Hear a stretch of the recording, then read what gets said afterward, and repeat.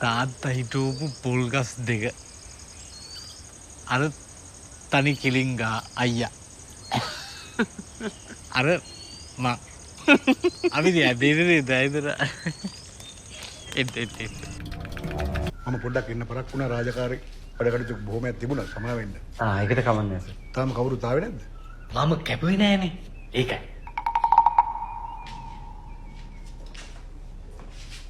එයා උදේම පොඩ්ඩක් පාවිච්චි කරලා ඉන්නේ. එහෙමද? ඒකයි.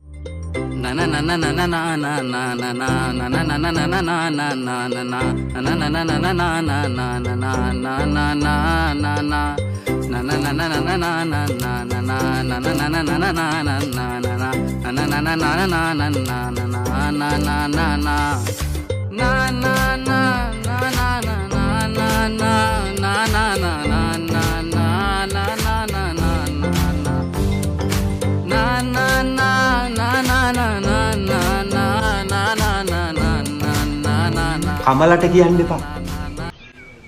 අර ගෑණි ඉන්නෝනේ. ඒ තාත්තගේ හොර ගෑණි. මං හිතුවා අම්මට එහෙම කියන්න එපා. උර ගෑණි කියන්න එපානේ. ඒ ඇන්ටිට නොවුනත් ඒ අපේ තාත්තා කෙනෙක්. මොකද්ද? ඒ කාලේ ගත්ත පින්තූර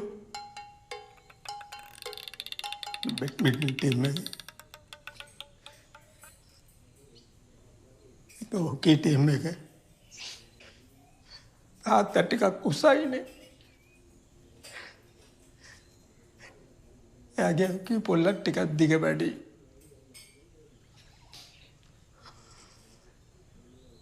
best player අතෙක්කද මං අන්තික ලොකුයිනේ මනුස්සයා වයසට ගිහින් ඔච්චර